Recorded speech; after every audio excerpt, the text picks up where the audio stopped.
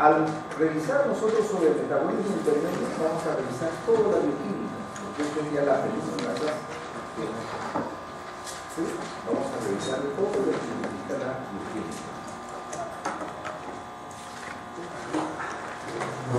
¿Qué significa metabolismo? Conjunto de transformaciones químicas que se producen en una célula o en un organismo vivo. Podríamos decir también conjunto de procesos bioquímicos o reacciones bioquímicas mediante muchas rutas metabólicas. Hay muchísimas rutas metabólicas.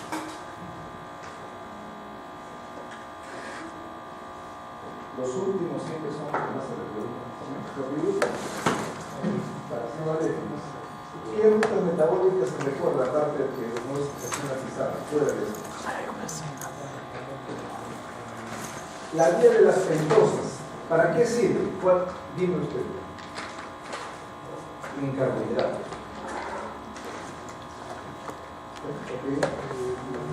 Señora Amada. La vía de las pentosas, ¿para qué sirve? Señorita, preferido. Ruiz.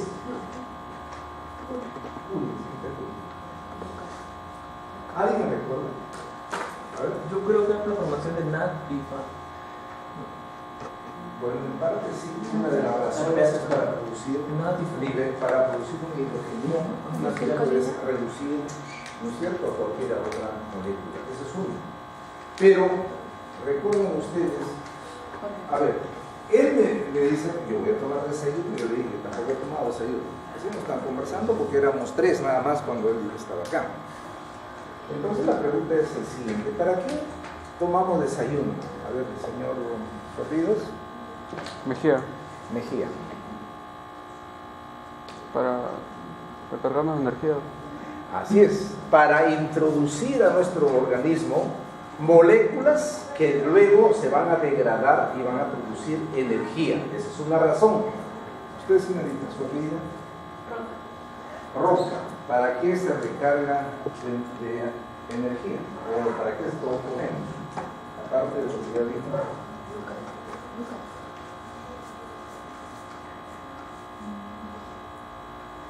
Quiere decir que si a usted alguien le dice, ya no vas a comer, no vas a protestar, no vas a decir porque tengo hambre nada más. Hambre lo tienen todos, ¿verdad? ¿Sí o no? Pero nosotros somos seres racionales, tenemos que demostrar cuáles son las bondades de que debemos ingerir alimentos, ya lo dijo, para tener energía. Otra razón.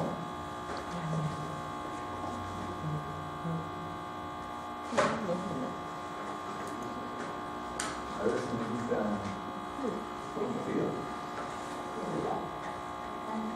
Sánchez Cuenca. A ver, ¿para quién? Para estar activos. No, pero ya dijo. Uno es obtener energía. Lo que nos mueve es la energía, ¿verdad? Sí. ¿Sí o no? Sí.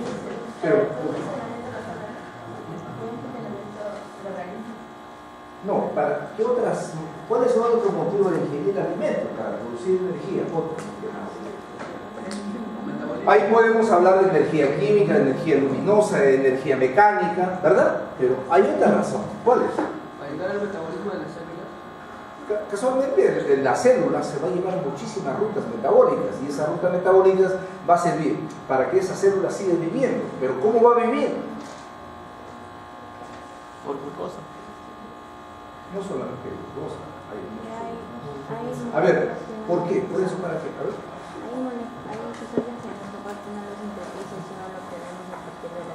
Muy bien, entonces otro es para aprovisionarnos de macromoléculas que nuestro cuerpo no lo sintetiza. Esa es otra. Muy bien, ¿qué más? A ver, señor, ustedes, señor Pérez, ¿para qué?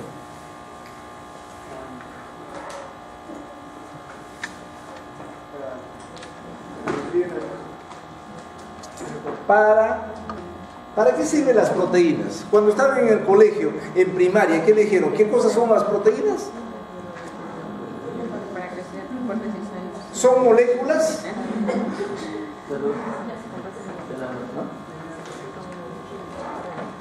Sí, pues son moléculas orgánicas, pero ¿para qué? A ver, los alimentos, ¿cómo se clasifican? En energéticos, otro, de almacenamiento.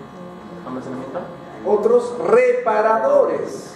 Quiere decir que si hay un desgaste muscular, porque ayer ustedes estaban jugando vóley, caminaron 2, 3, 5, 10 cuadras, se gastó muchas moléculas y eso tiene que repararse. Eso se da fundamentalmente con las proteínas.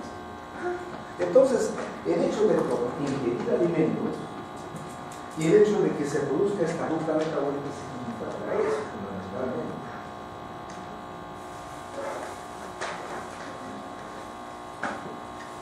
Estábamos hablando de la vía de las pentosas en carbohidratos. La glucólisis, ya sabemos. La vía de las pentosas habían dicho que era para obtener nada, ¿no es cierto? Está bien. Otro. Señores alumnos, ustedes no aplican lo que ustedes están conociendo. Ya dije, la bioquímica no es abstracta, se aplica día a día.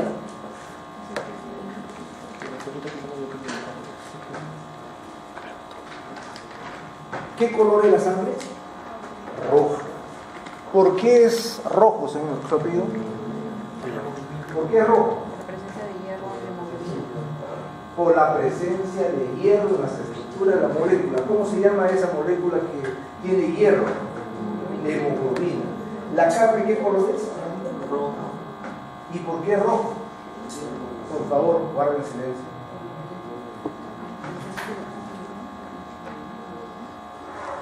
¿Cómo se olvida? Señorita Gutiérrez, ¿por qué rojo? La carne. Señor,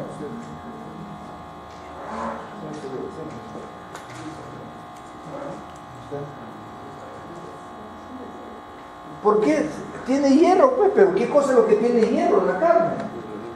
La mioglobina. Quiere decir que ustedes creen que la bioquímica solamente eso ni se ve, eso lo ven a diario, lo comen a diario, lo saborean a diario. Mira cómo es.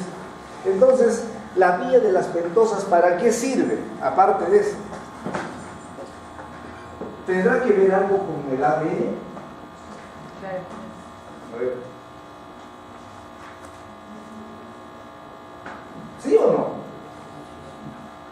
Sí, claro. Tiene que ver. ¿Por qué? ¿Qué sintetiza el ADN? Disculpa, la vía de las pentosas. No forman casualmente sus azúcares. El glóbulo rojo, que es el que se cubre de hemoglobina, ¿de qué se alimenta? ¿Es una célula con núcleo o son núcleos? Sin núcleo o con núcleo. Sin núcleo. Entonces, mira, un glóbulo rojo, ¿cuántos días vive? 120 Un días. máximo, un promedio 120 días. Puede ser que vive 45 días, depende del trato que le dan ustedes a su cuerpo.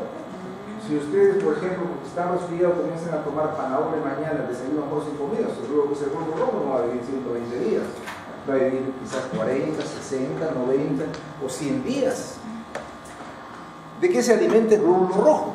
Ahí esa es la explicación más típica de lo que significa la vía de las pentosas. ¿De qué? De la energía que se produce a través de la vía de las pentosas. ¿Dónde es señorita? ¿Cómo se pide?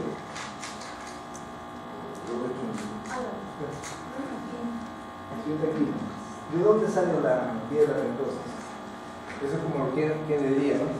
¿De dónde sale la avenida Brasil? Ah, de la Plaza Bolognesi, ¿no? Sabemos, ¿verdad? La vía de las pentosas, ¿de dónde sale? Es una vía de...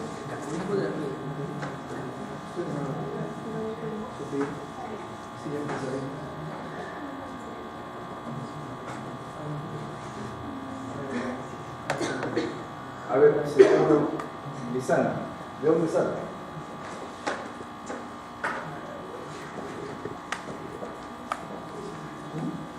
De la glucosa 6-fosfato.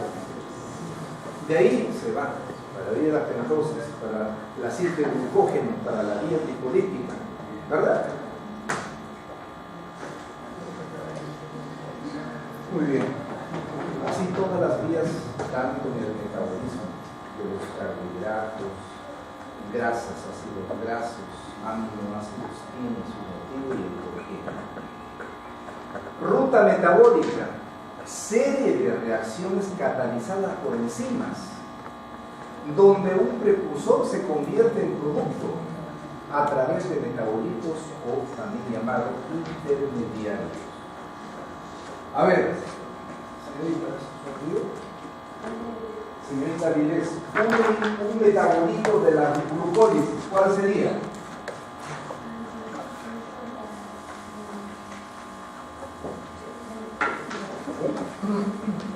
¿No? De la glucólisis. Mire, la glucosa se oxida y termina en piruvato 1. Pero también puede ser este. ¿Cómo se llama este? 1,3 bifosfoglicerato. Puede ser también el 3-fosfoglicerato, el 2-fosfoglicerato. ¿Y este cómo se llama? PP. PP.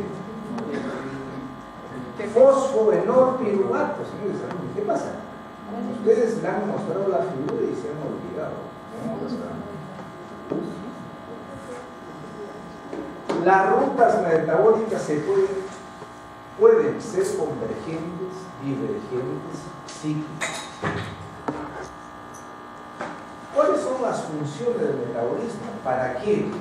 A ver, ¿cómo se llaman las células que se alimentan de la energía solar? ¿Cómo se llama? Oxígeno alcalino.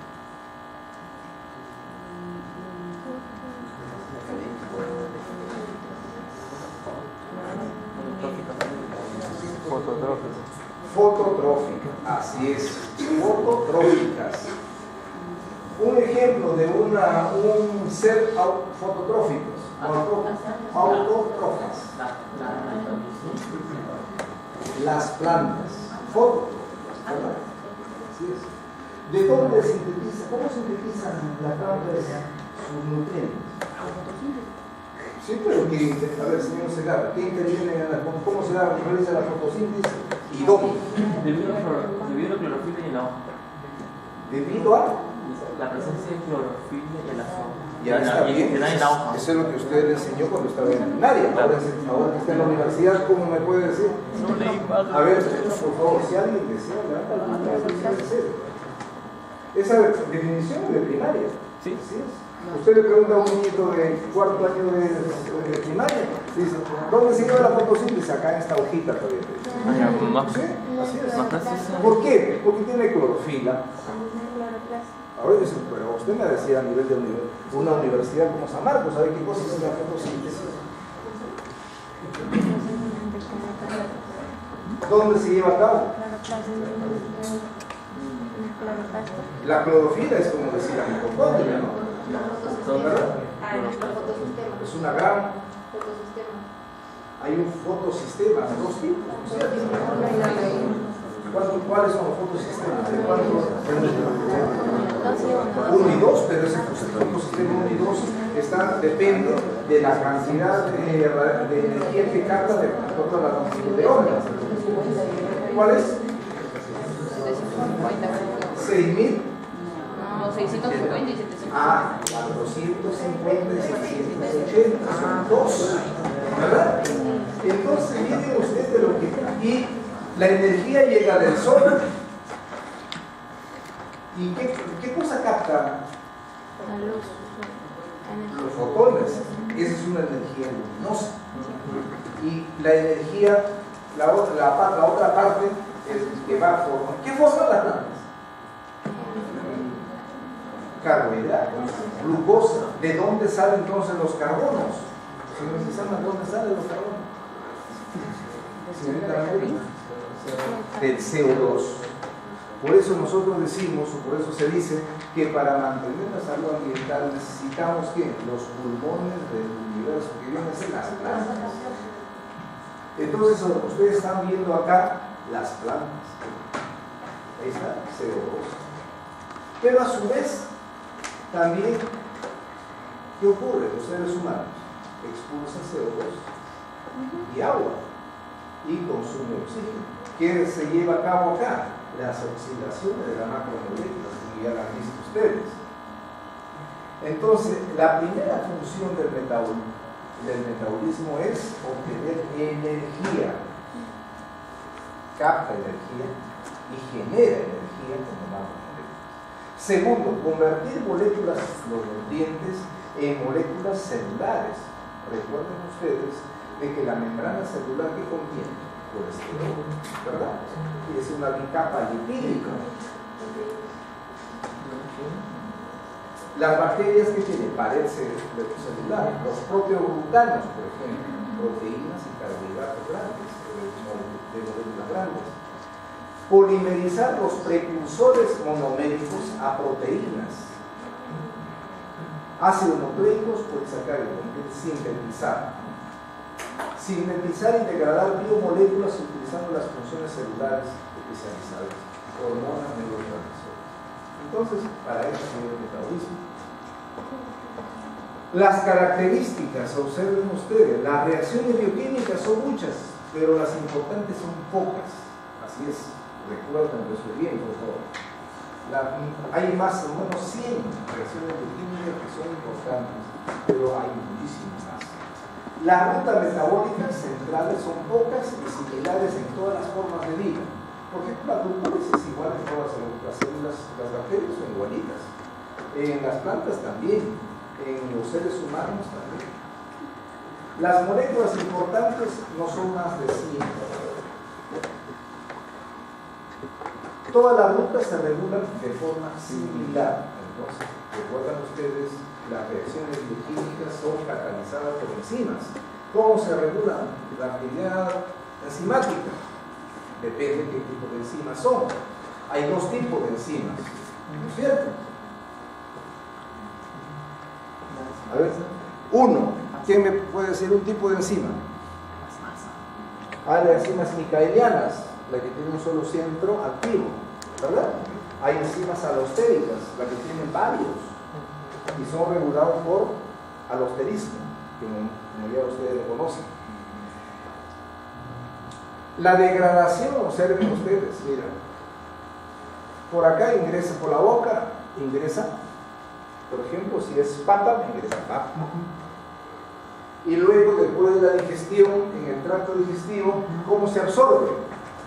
Las proteínas en el estómago, Como almidón, ¿verdad? Sí, en carbohidratos, en las proteínas son macromoléculas. Y después de la digestión, ¿cómo pasan a la sangre?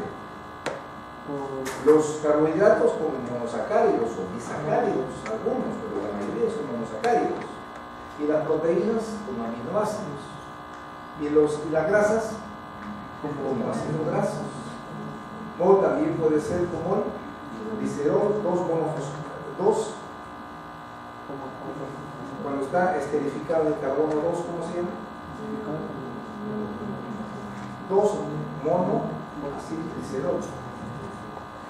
Y luego, finalmente, se va a oxidar a las mitocondrias. En todas sus rutas metabólicas sumamente importante que lo vamos a ver hoy día, que es, ya lo han visto ustedes, simplemente recordar que es la interacción, lo que es el ciclo de Krebs, la fosforilación oxidativa. Fuentes de carbono y energía para el metabolismo, ya saben, la fuente de energía natural es el sol y el CO2 y el agua. Ojo, esta es la energía base, pero ahora podemos decir lo siguiente. Cuando comienza la vida sobre la Tierra, ¿había oxígeno o había hidrógeno? ¿Cuál había más? Ambos. Entonces era un ambiente reductor más que oxidante. En forma progresiva, cuando ya comienzan a formarse las algas y las algas comienzan a producir oxígeno, entonces se transformó ese medio ambiente en la atmósfera en oxidante. Observen entonces acá, por ejemplo, existe dióxido de carbono y agua. Dióxido de carbono y otros nutrientes. Los seres autótrofos por fotosíntesis, fundamentalmente la planta, las algas también, recuerden, lo van a convertir mediante la energía solar. Estos seres autótrofos van a convertir polisacáridos, lípidos, proteínas y ácidos nucleicos.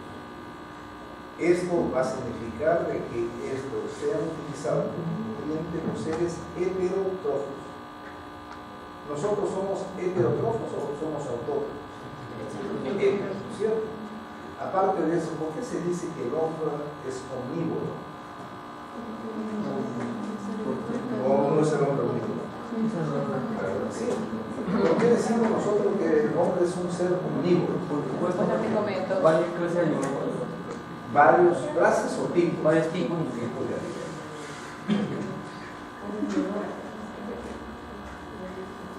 ¿Cuáles son las principales características del anabolismo y el catabolismo? Observen ustedes que acá tenemos nutrientes que contienen, ¿qué dice? Energía, los glúcidos, las proteínas y las grasas.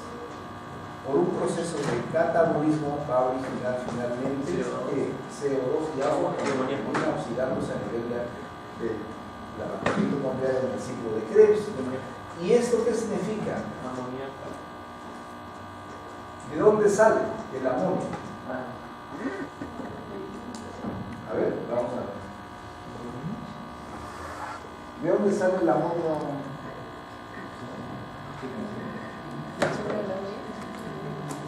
El amonio, no, ojo, el amonio sale del ciclo de la urea, pero ¿de dónde se origina el ciclo de la urea? ¿O qué es lo que necesita? ¿O cuáles son los reactantes para que se lleve a cabo el ciclo de la urea?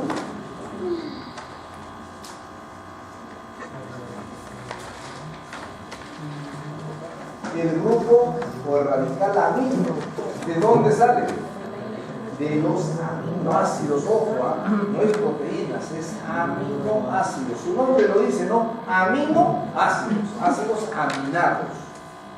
Entonces sale de los aminoácidos. Estos aminoácidos, de estos grupos aminos, puede ser el grupo, el alfa o el épsilon. Quieren la característica catabolismo, degradación oxidativa, genera energía, produce ATP. Solamente la única molécula energética es el ATP, lo que ustedes ya han estudiado. No. ¿Sí o no? No, hay más. Por ejemplo, un ejemplo más aparte del ATP.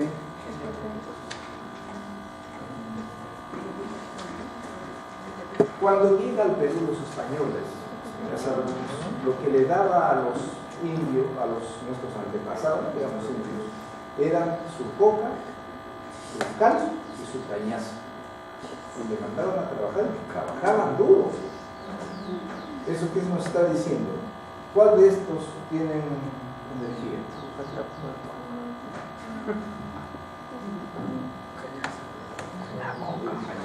La coca. Hablemos las cosas claras. ¿Qué dicen cuando a alguna persona que toma cerveza y le ven su barriguita es varón como si tuviera 7 o 8 meses de embarazo? ¿Qué dicen? La barriga Le hinchado. Entonces, ¿el alcohol es una molécula energética? Sí. Sí, el etanol es una molécula energética. Recuerden, todas las personas que regularmente consumen alcohol, cerveza, vino, lo que quieran, va a tener siempre un abdomen, una circunferencia abdominal prominente. Los productos finales e intermediarios son materias primas del anabolismo. Por favor, escuche acá. ¿Y qué significa lisis? Rotura. Ruptura. ¿Ruptura de quién? De estas macromoléculas. Eso significa catabolismo. ¿Este catabolismo gasta energía o no?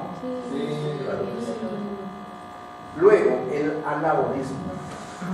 De estas, cuando hay aminoácidos, cuando hay monosacáridos, ácidos grasos, las bases nitrogenadas se generan también o sintetizan proteínas, polisacáridos, lípidos, ácidos nucleicos, y eso significa anabolismo.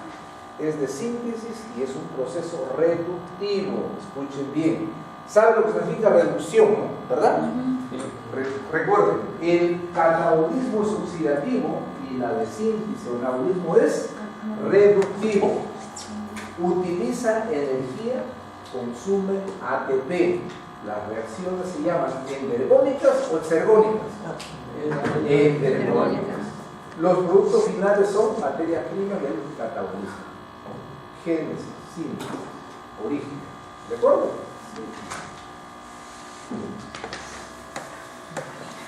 La visión general, ¿qué cosa nos dice? Acá está, mire, las proteínas por catabolismo van a dar aminoácidos. Y luego después estos aminoácidos van a producir urea. Pero antes que produzca urea, primero se libera por desaminación oxidativa, transaminación, recuerden ustedes, se libera el grupo amino y luego llega al ciclo de la urea.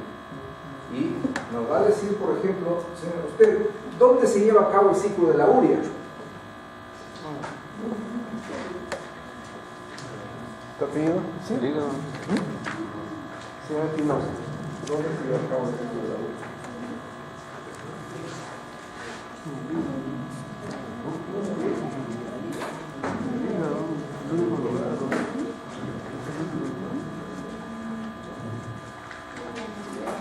Hígado. En el órgano, pero si yo le digo, ¿en qué parte de la célula? Allá, hepatocito. ¿En qué parte? En el hepatocito. No. No es el hepatocito, debe ser la célula de Kupffer. La célula de Kupffer. Después existen también los macrófagos. ¿Dónde se lleva a cabo? Está bien lo que dice, en el hepatocito.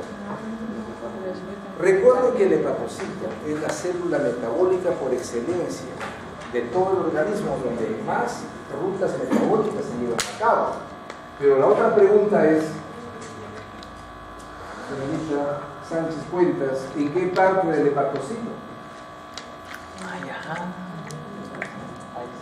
Cuando ustedes vienen a estudiar, no dicen, me voy a San Fernando. Tienen ustedes que decir, tengo clase de bioquímica, tienen que decir ustedes en el aula 12, ¿verdad? No se van a cualquier aula. Porque quien se va a cualquier aula sería pues como un que está jugando tómbola, se mete en cualquier lugar. Eso no es así. Todo tiene su lugar, todo tiene su momento. Entonces, ¿en qué parte? A ver, señorita Monge, ahí donde se pregunta.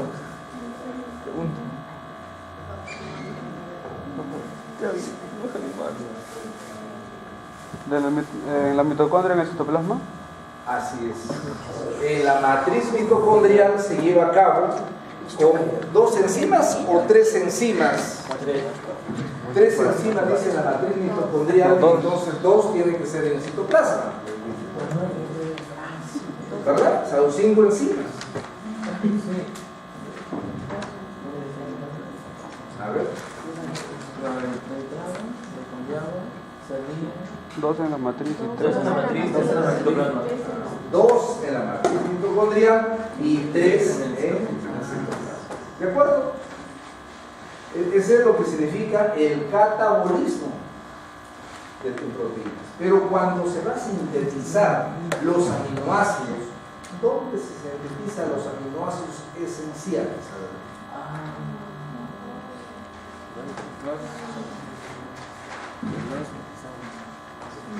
Los aminoácidos no esenciales, sí, ya saben. De los aminoácidos esenciales se pone, pero no esenciales. Por ejemplo, el ácido glutámico es esencial, pero sí es esencial el triptofano. ¿Dónde se sintetiza el triptofano?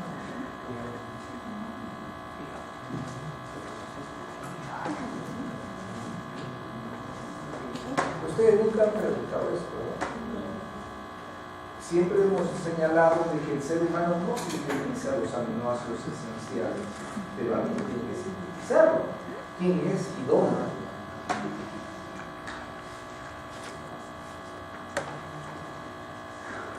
El ser humano es un ser heterotrófico, omnívoro. ¿Cómo ingresa los aminoácidos esenciales a nuestro cuerpo? Con alimentos. Esos alimentos de qué naturaleza son. ¿De qué tipo o clase?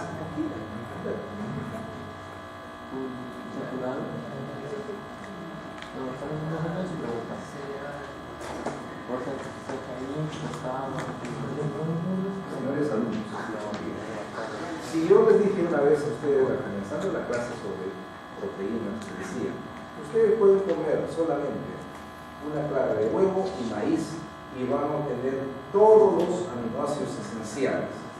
Un poco más, decía, pescado come y ahí tienen todos los aminoácidos esenciales. Y habíamos dicho alimentos de alto porcentaje biológico.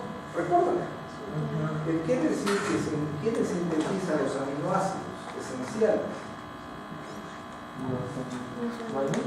En el maíz tiene que ser en la planta, mediante todo este proceso de fotosíntesis, y de ahí se genera. En el pescado, ¿quién sintetiza los aminoácidos esenciales? ¿El pescado? No, las algas, el fitoplancton, el zooplancton, que son los alimentos. Les dije también los ácidos grasos esenciales. El pescado no sintetiza el omega 3, el omega 6, sino esas algas, los fito y el zooplancton. Entonces, señores alumnos, ustedes tienen que empezar a pensar. Yo no sé cómo están estudiando, les vuelvo a decir, ustedes van, cuando estudian de hasta 3, por un poquito de 3 van a aprender mucho. Pero si ya entran 4, ya comienzan otras cosas de las Roma, ya ahí se... Si no, es difícil, ¿verdad? Y así también tenemos los ácidos nucleicos. Un metabolito de un ácido nucleico, a ver, si en este instante denme un ejemplo de un metabolito de la oxidación de un ácido nucleico. ¿Quién me dice usted? ¿O no lo hemos hecho? ¿O no lo hemos revisado? ¿Mejor? ¿Sí o no? ¿Hemos revisado sobre el metabolismo de los ácidos nucleicos o no? Sí, hemos hecho práctica. ¿Nucleótido? ¿Ah? ¿Nucleótido? Claro. No hemos dicho que las bases nitrogenadas, cuando se une a una azúcar, ¿cómo se llama? Nucleósidos. Y cuando se une al ácido fólico son nucleótidos. El metabolismo de los nucleótidos pueden ser, dependiendo si son a base de nitrogenadas, purinas o pirimidinas. Pero de ellos hemos hecho una práctica, que es el ácido úrico. Entonces un metabolito es el ácido úrico. En el otro lado tenemos acá los polisacáridos, monosacáridos. Los 3 monosacáridos más importantes que nuestro cuerpo oxida, señorita, ¿cómo se llama? Los 3 monosacáridos más importantes que nuestro organismo lo utiliza para obtener energía, ¿cuál es? Glucosa. ¿Glucosa? Así es, glucosa, fructosa y galactosa. La galactosa, señorita, ¿dónde la encontramos? En la leche de soya. ¿Hay leche de soya? No hay leche de soya. Por lo tanto, toda leche viene de una glándula renal.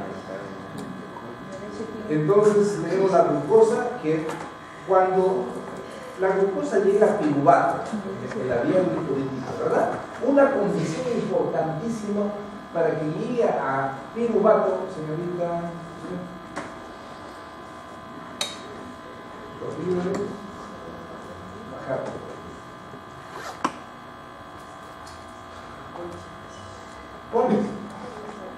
¿Cuál es la condición? Cuando nosotros decimos, mira, la glucosa o la glucosa que se está oxidando en células está llegando hasta piruvato. Entonces uno dice, perfecto. ¿Qué condición se necesita? ¿Hay oxígeno o no hay oxígeno? No, puede haber 2 condiciones, en forma anaeróbica y aeróbica. Por eso digo esto. Está oxidándose esa glucosa de forma aeróbica con oxígeno, anaeróbica es con poco. Sí, o nada. ¿Cuál de los dos es, señorita? Aeróbica. Con oxígeno, ¿qué pasa? Mira, ¿verdad? No sé, creo que ustedes van a... Con oxígeno. Y si no fuera oxígeno, si no hay oxígeno, no termina en piruvato, termina en lactato, mediante la enzima lactato deshidrogenasa. ¿Hemos hecho una práctica de eso o no? ¿Sí o no? Lo hemos hecho, pero todos ustedes la han hecho. Si ustedes buscan ahora, llegan a su casa, van a hacer la práctica, van a estar boleando a la pared 100 veces nada más. Y mañana sus músculos van a estar adoloridos. ¿Eso qué nos está indicando? De que se formó lactato. No tienen costumbre ustedes de hacerle actividad a mitocondrias de las células musculares. Se formó lactato. Señores amigos, ustedes no saben explicar eso a sus familiares, a sus padres, les dicen, vaya, estudien en la universidad. Estamos mal, amigos, estamos mal. Soy sincero.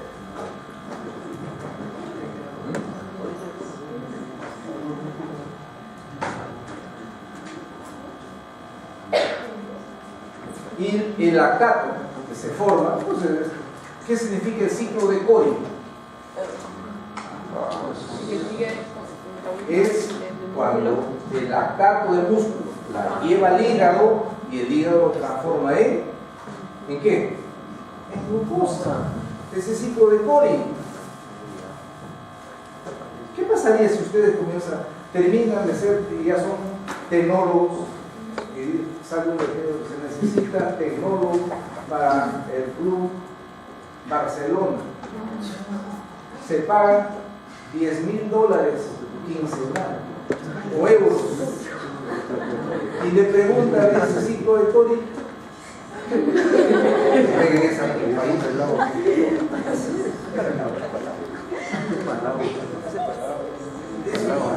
¿Por qué? Porque todos los deportistas deben saber qué alteración o qué rutas metabólicas se llevan a cabo cuando se hace actividad física. Y luego el piruvato, cuando hay oxígeno suficiente, termina en acetilcoenzima A, y ahí interesa el ciclo de Krebs.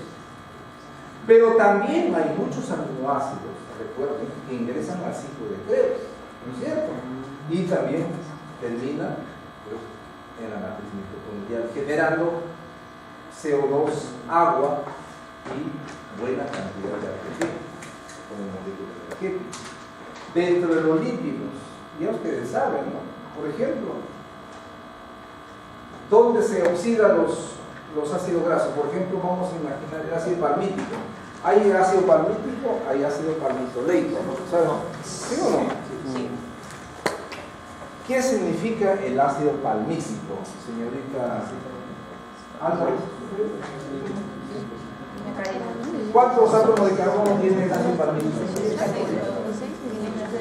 16. ¿Y el ácido palmitoleico? 18. ¿Sí? ¿Estamos? Yo sé que es igual que el ácido leico. El ácido leico tiene 18. No puede ser. Palmitoleico,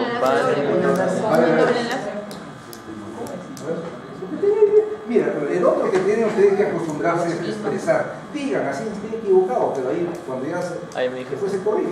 A ver, digan lo que está, la verdad. Bueno, ya, no es. El ácido palmítico es el que toditos tienen un solo enlace covalente unido con los carbonos. El ácido palmitoleico es omega 7. Quiere decir, comienzan ustedes a fabricar metil, el último, el carbono 7, ahí hay doble enlace. Y todos tienen 16 átomos. Pero no hay diferencia, el ácido palmitoleico en el carbono 7, ahí hay un doble enlace. Nada más. Eso es así, pues. El saturado es el ácido palmítico, el palmitoleico es el insaturado. El ácido, escuchen bien ahora, el ácido palmítico, o sea, el saturado, encontramos en el aceite de palma, como su nombre lo dice, tiene cantidades. El ácido palmitoleico, ¿dónde encontramos? Se hace un sándwich tipo mantequilla. Sus marcas o las variedades son fuertes, dicen, y es como mantequilla verdecita. ¿Cómo se llama? Palta. Palta. Así. Así. Entonces, miren, los que sufren, por ejemplo, de estreñimiento, ¿qué deberían comer? Palta. Con todo su lechuga, todo. ¿De acuerdo? ¿Por qué? Porque el palmitoleico se fracciona en dos. Tiene un comportamiento de jalar agua. Entonces aumenta el bolo fecal y facilita su expulsión. Entonces, los ácidos grasos, ¿dónde se oxidan? ¿Dónde comienza la beta-oxidación? La beta-oxidación no comienza en la matriz mitocondrial. Ahí sí se oxida en el ciclo de Krebs, pero no comienza ahí. No hace la división. La oxidación comienza en el citoplasma cuando el ácido graso se activa y va a formar el acídico enzima. ¿Se acuerdan? Y luego una vez que están activados, recién va a atravesar la membrana interna de la mitocondria mediante la carnitina transferasa. Y una vez que está en la matriz, cuando decía comienza, pero primero su activación es en el citoplasma. Recuerden eso bien. Y esto genera definitivamente ya en el ciclo de Krebs una membrana de CO2 y agua y una liberación de electrones.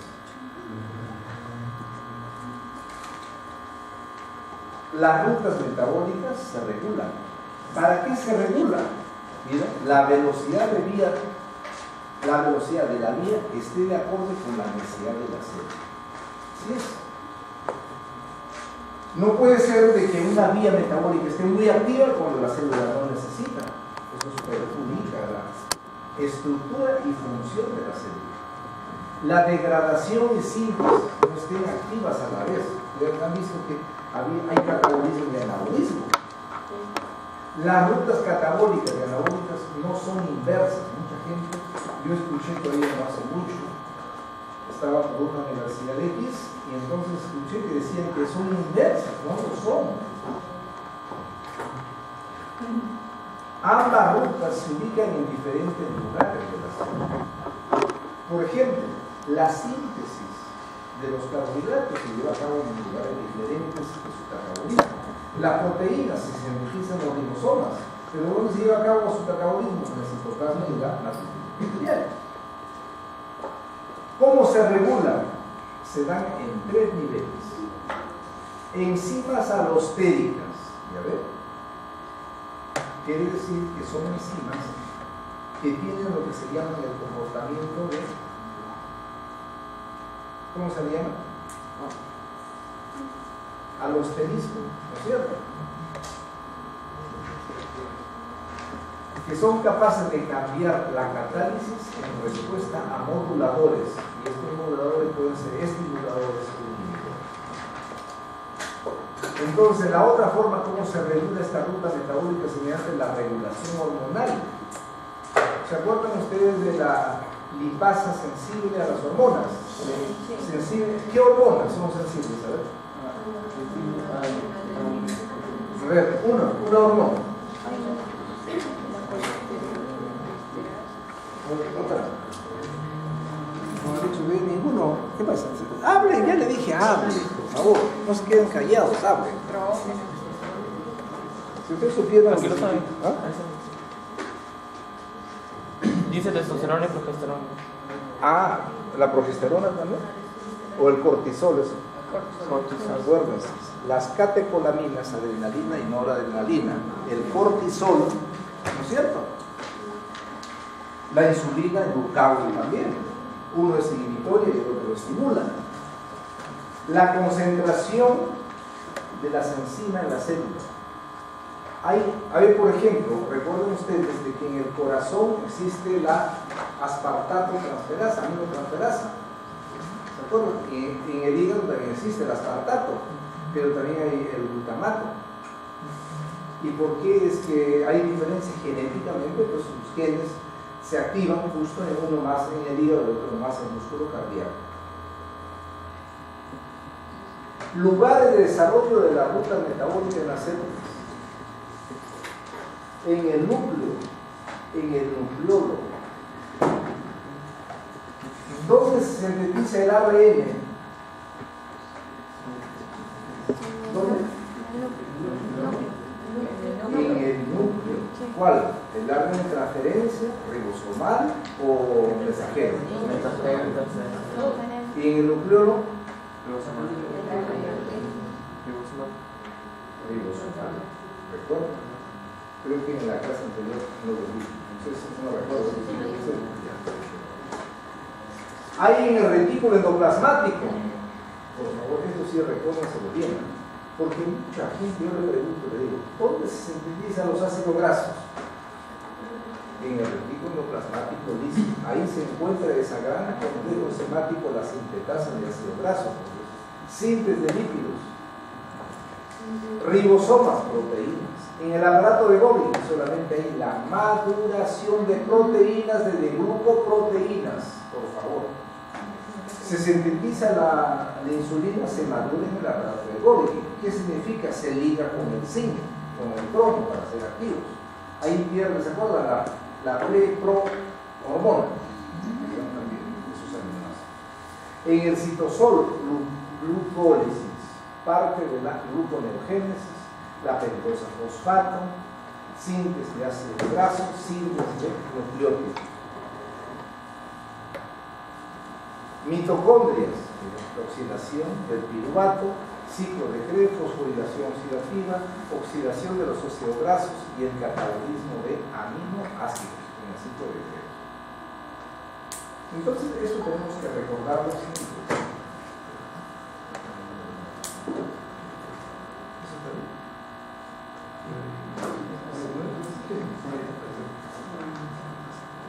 ¿Alguna pregunta hasta acá? Sistemas enzimáticos y multienzimáticos. Hay enzimas que están libres. Hay enzimas que están formando complejos enzimáticos, como lo que le acabo de decir, sintetasa de ácidos grasos. Pero también hay otros unidos a estructuras supramoleculares, que vamos, en el caso de la cadena de transporte de electrones, por ejemplo. Entonces, ustedes saben, por ejemplo, la vía lipolítica, todo está libre en el citoplasma.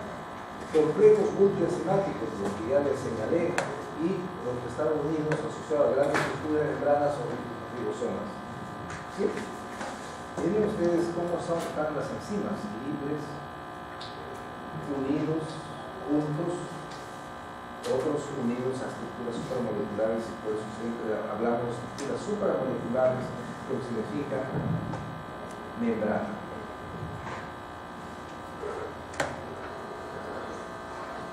Las reacciones bioquímicas.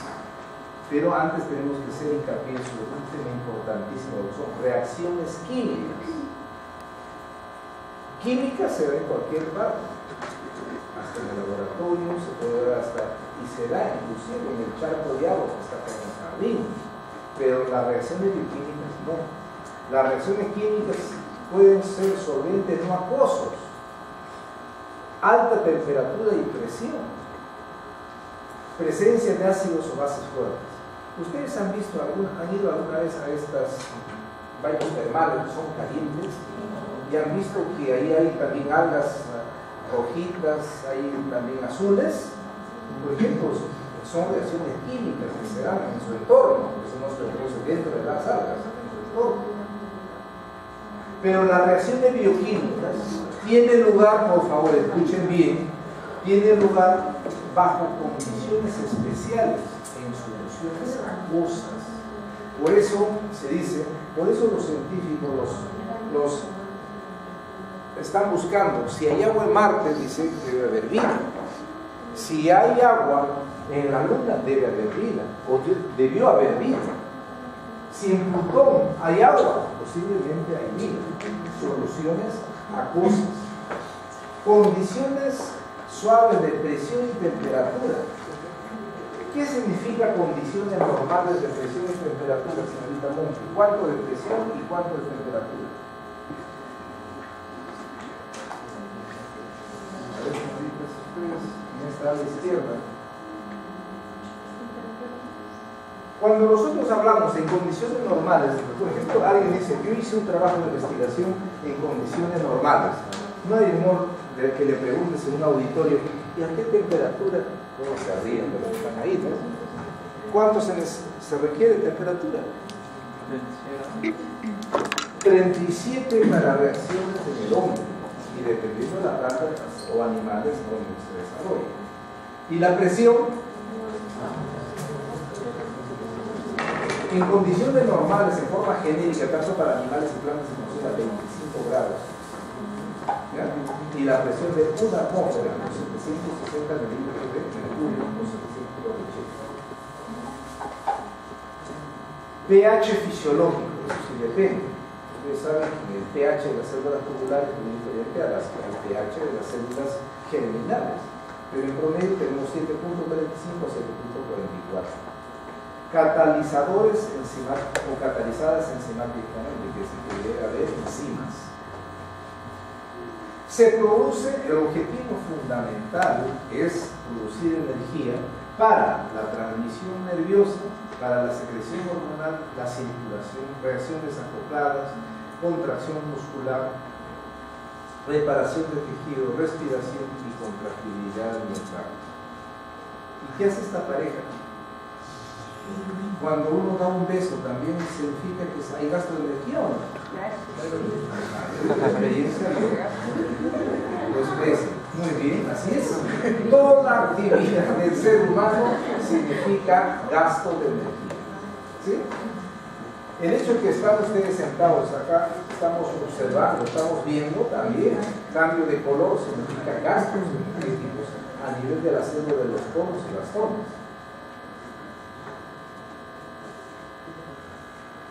Tipo de reacciones bioquímicas de oxidorreducción, formar o romper enlaces carbono a carbono. Eso ya ustedes lo han visto desde química. ¿Están llevando química? ¿No? Sí. ¿Ya terminan o todavía? Todavía.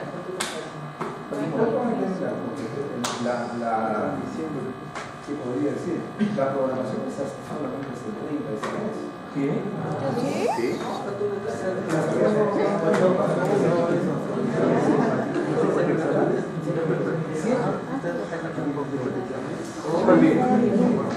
Bioenergética, vamos a ingresar en este capítulo de la que explique la bioenergética, trabajo y energía biológica. Y yo siempre pregunto a todos los alumnos, ¿ustedes saben cocinar? A ver, levanten la mano los que saben cocinar. Perfecto, todos saben cocinar. Cuando ustedes hacen hervir una taza de agua, ¿cuál es el trabajo que se lleva a cabo? ¿Se puede medir o no? No, nunca lo he medido, pero se podría medir. Dice que nunca la ha medido, pero puede medir. A ver, ¿cómo medirías? O sea, en función al tiempo, pues. ¿Cuánto tiempo dejo la olla Quiere hirviendo? decir que trabajo es igual a tiempo. Eso es lo que hago. No, en física no. No, es Entonces, ¿cuál es la fórmula? a fuerza por distancia. Así es. Fuerza por Mira, trabajo es igual a fuerza por distancia. Tiene que haber una fuerza. Sí. ¿Y cómo se sabe? ¿Cuáles son las unidades de fuerza? Newton. Newton. Vinas. Claro. O también se puede hablar de centímetros. O gramos. Ahora, ¿y la distancia? Depende. Metros. Cuando ustedes tienen una tetera que está hirviendo agua, cuando después comienza un pitito, ustedes ese pitito se han desplazado ahí la tapita, ¿no? Esa es la distancia. Ustedes miren, pesan el peso de esa tapita y ya tienen la fuerza y la distancia, así de fácil. ¿Ustedes creen que es difícil? Sí. ¿En serio? Entonces vamos a encontrar ahí un trabajo, fuerza por distancia.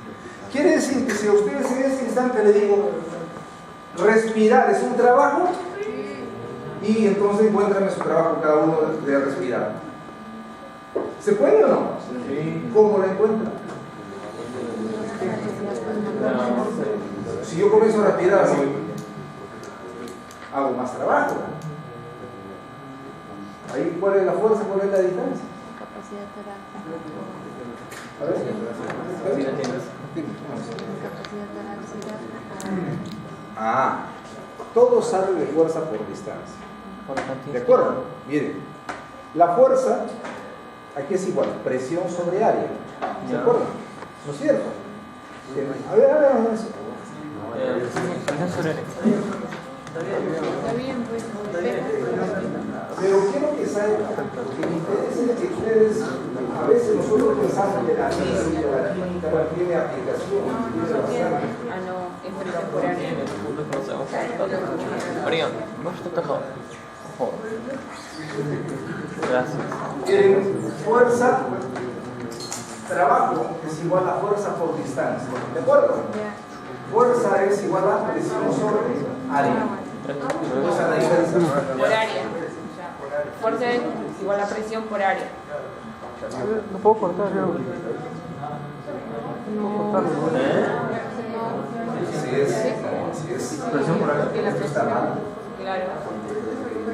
Las damas saben, porque cada vez que se cambia el taquito, de su taco se aguja, se gasta más. Eso es de acuerdo a peso. Entonces, si yo reemplazo acá, miren por favor, si yo reemplazo en trabajo, fuerza, voy a tener presión por área por distancia. Si yo en forma literal lo llevo, esta es presión por área en longitud al cuadrado, ¿sí o no? Por L, lo cual me da presión por volumen. ¿Ya está? Entonces, por eso digo, cuando yo trato de tomar más aire y boto más aire, realizo más trabajo, porque es directamente proporcional. Esos ventiladores ustedes que encuentran en los hospitales o en una unidad de cuidados intensivos que están trabajando, eso funciona solamente a presión o a volumen. Y si por ejemplo alguna vez ustedes están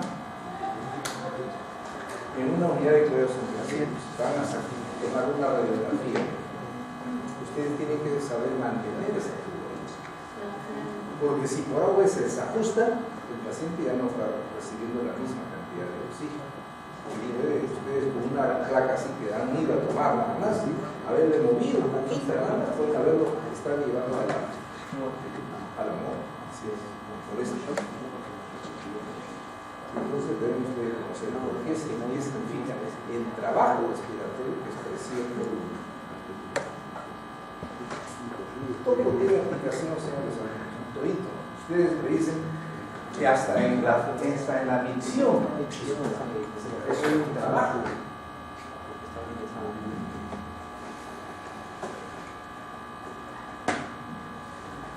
Entonces seguimos. Los seres vivos captan energía de diversas fuentes. Utilizan la energía para desarrollar lo que se llama trabajo biológico. Los organismos realizan gran cantidad de transformaciones de energía. A ver, les hago una pregunta. ¿El ser humano hace dentro de su cuerpo se lleva a cabo alguna energía eléctrica? ¿Sí? ¿Cuál? Claro. ¿El músculo es una energía eléctrica? No, dijo impulso nervioso. Impulso nervioso. El impulso nervioso La sinapsis. es química, Es químico. no es eléctrica.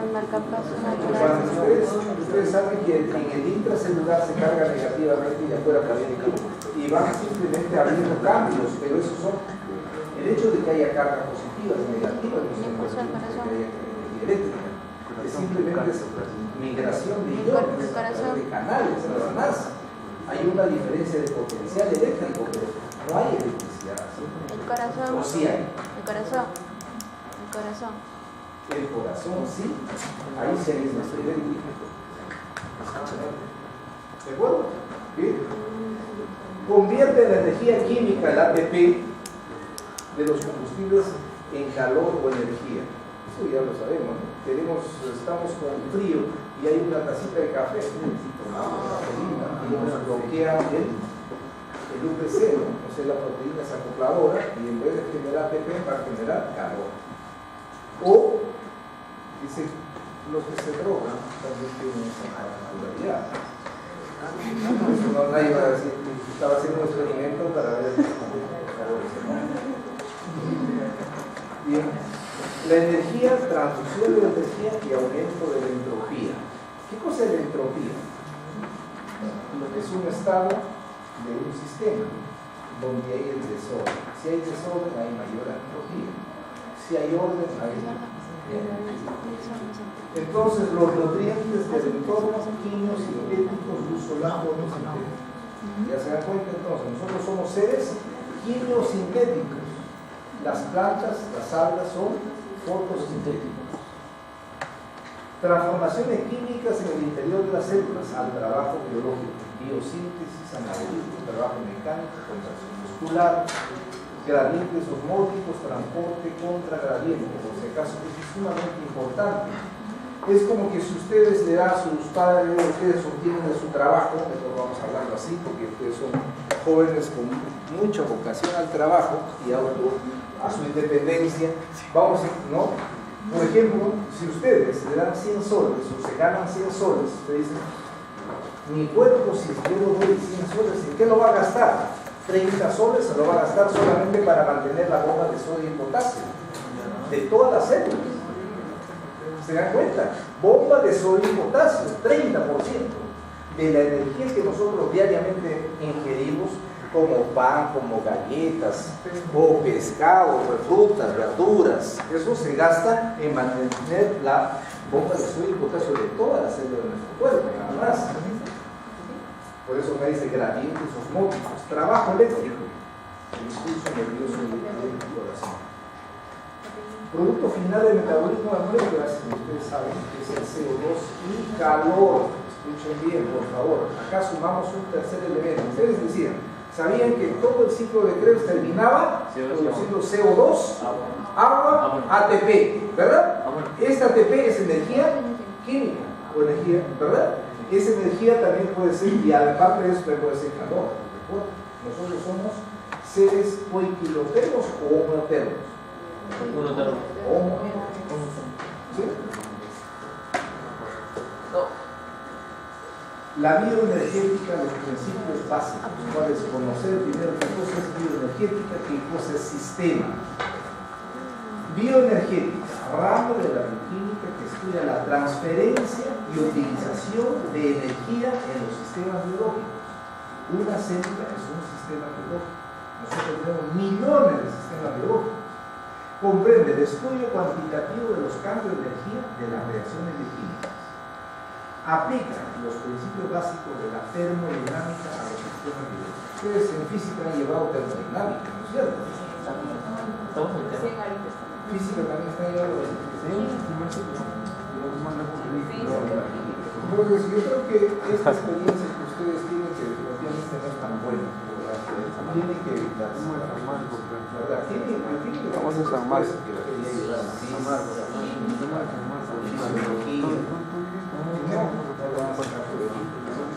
Pienso, quizás, sistema.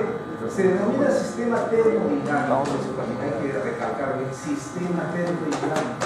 Aquella parte del universo que se está observando, el entorno, es el resto del universo, el sistema y su entorno lo constituyen. Por ejemplo, si acá hay ella, por ejemplo, ella es un sistema, su entorno, ese es el universo para ella. Pero no solamente ese es lo que está acá, todo lo que está rodeado. Entonces hay un entorno que es el sistema del entorno, este es el universo. Todo lo que está acá es el universo, el sistema. Ahora, entre este sistema y el universo hay un intercambio, puede haber un intercambio de energía, ¿verdad? Le puede dar calor, entonces sí. Ustedes se ponen así, están sentados, ustedes se levantan y van a encontrar la carpeta caliente, el calor que están pasando. Pero si ustedes estuvieran fríos y esto está algo tibio, le va a pasar el calor a ustedes. Entonces, no solamente térmico, sino también químico. ¿Sí? ¿Está bien? Estado de un sistema, forma de comportarse el sistema en un instante dado. Escuchen, en un instante dado. Cuando se produce una variación en el estado de un sistema, se dice que este ha sufrido una transformación. Un proceso en el que existe un estado inicial y un estado final. El atentado en Francia, por ejemplo, había un estado inicial y luego que se produjo un evento, también un estado final. El incremento o variabilidad significa delta. Es la diferencia entre el valor de una variable en el estado inicial y el estado final. Una variable puede ser de temperatura, puede ser de cantidades de moléculas, Entonces, esto es, ustedes recuerdan además lo que significa la fórmula de los gases, la fórmula general de los gases. ¿Cuál es? Presión por volumen sobre P. Y también la fórmula, todo eso se aplica en estos casos. Funciones de estado. Aquí las funciones termodinámicas cuyo valor depende solo del estado del sistema. Si en un sistema se produce una transformación, la variación de las funciones de estado depende únicamente del estado inicial y del estado final, y no del camino por el que se realiza la transformación. Recuerden, esto, funciones de estado. No interesa el camino. Lo que importa es, por ejemplo, que diariamente se esté produciendo, por decir, 5 ATP en la célula muscular, o por vía lipolítica, beta oxidación, por la oxidación del cuerpo, no me interesa. Lo importante es que tiene que producirse. ¿Sí? Ahí hablamos nosotros de volumen, presión, entalpía y energía libre. Primer principio, la conservación de la energía. Ustedes lo recuerdan, ¿no? La energía no se cree, ni se destruye, solo se transforma. A ver, un ejemplo de energía mecánica que se transforma en luz. ¿Qué me puede decir? Energía en fotones. ¿Cuál? Cuando con el molino tiran las aspas y se produce energía. O cuando entonces es energía mecánica, ¿no es cierto? Claro. Y las centrales eléctricas, la caída del agua, ¿no es cierto? Se libera energía y esa energía se transforma en energía eléctrica. Luego esta energía eléctrica se transforma en energía luminosa. ¿Sí? Perfecto.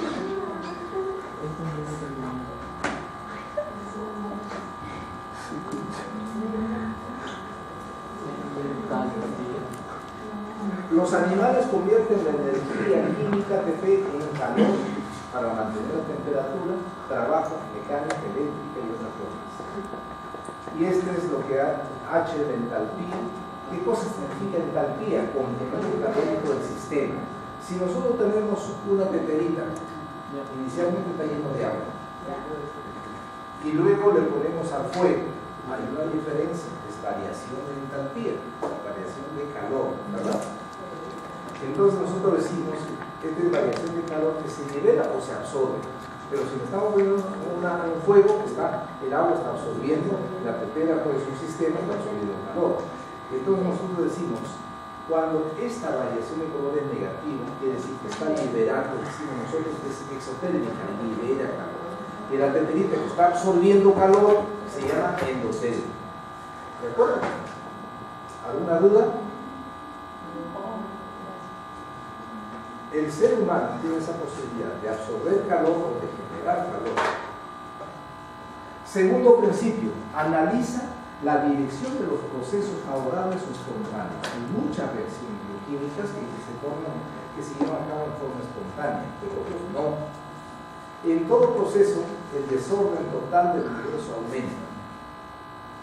Quiere decir que cuando nosotros, por ejemplo, llegamos acá, hay un desorden al comienzo, ¿no? Que sentarse acá, allá, ¿no es cierto? Eso que nos está diciendo que hay una entropía aumentada. Y luego cuando están sentaditos, todos tranquilos, ya es disminuida. Entropía es medida cuantitativa del desorden, que sea U por mol por K. ¿Qué significa? Temperatura absoluta. Variaciones del sistema, variaciones del entorno, mayor a cero, proceso espontáneo. Ojo, mira, la suma de las entropías del sistema más el entorno es mayor a cero, se llevan espontáneamente los procesos. Entropía, la energía de un sistema que no puede utilizarse para realizar un trabajo. La energía libre o energía de Gibbs. Esta piedra acá tiene más energía que acá. ¿Qué es? Es una pendiente. Entonces acá está liberando, ¿verdad? Si acá tenía más y acá tiene menos, está liberando. ¿Cómo se llama esto? Procesos exergónicos.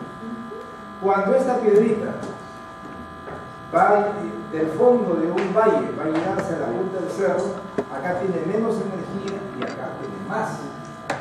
Y esto entonces está absorbiendo. ¿Cómo se llama? Mejor ejemplo lo hay, ¿verdad? Relaciona los dos principios. ¿Qué cosa significa esto? La variación de la energía libre. La variación de entalpía y la variación de la entropía por la temperatura absoluta. Acá, por ejemplo, hay entropía es mínima, acá es mayor, donde hay choque intermolecular. Y acá es lo que le estábamos comentando. Miren, acá tenemos la glucosa, puede haber por día la pentosa, puede haber un camino grande. Lo importante es que debe producir al final CO2, agua y ATP. No interesa las rutas, le interesa el producto. Que dice delta G es una función de estado, depende del estado inicial y final, no del camino seguido o del mecanismo.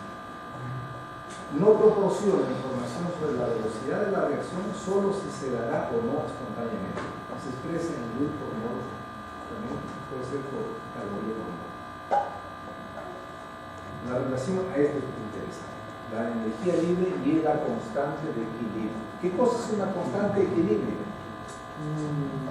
Si nosotros tenemos acá unos reactantes A más B y el producto es C más D, ¿qué cosa es? La concentración del producto de los productos, ¿no es cierto?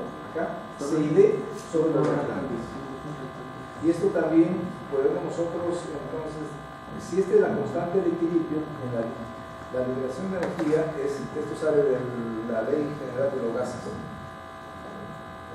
RT, logaritmo newtoniano de la constante de equilibrio.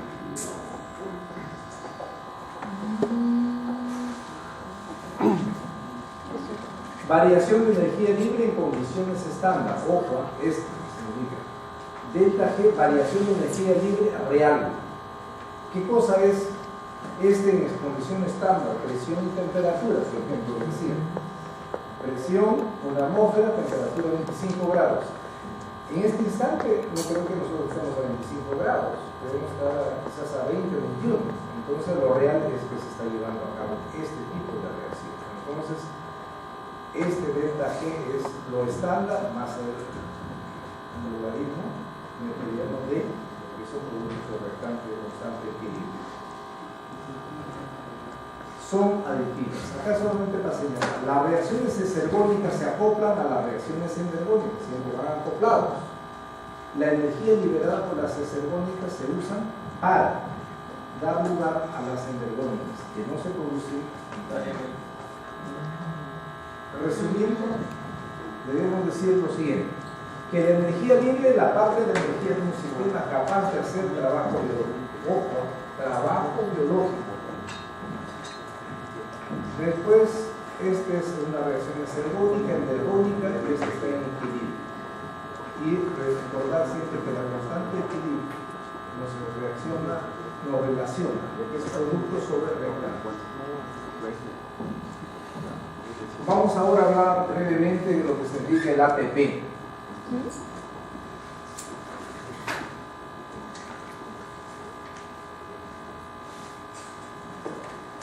El ATP es una molécula derivada de una base nitrogenada, ¿no es cierto? ¿Sí? Las bases nitrogenadas, ¿cuántas son? ¿Cuántas son purinas y cuántas pirimidines?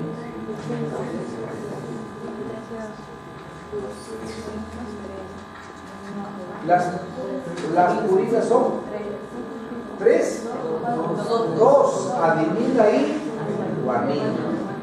Y las pirimidines,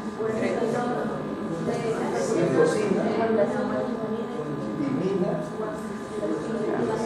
¿verdad? Observen ustedes entonces de que cuando hablamos de ATP también podemos decir guanosina fosfato, ¿sí? La guanina, uridín trifosfato también. Nutrientes productores de energía. Mediante el catabolismo produce ATP más CO2 más agua. Ahí está, produciéndose el ATP. Pero el anabolismo, precursores sencillos para formar macromoléculas, se utiliza también.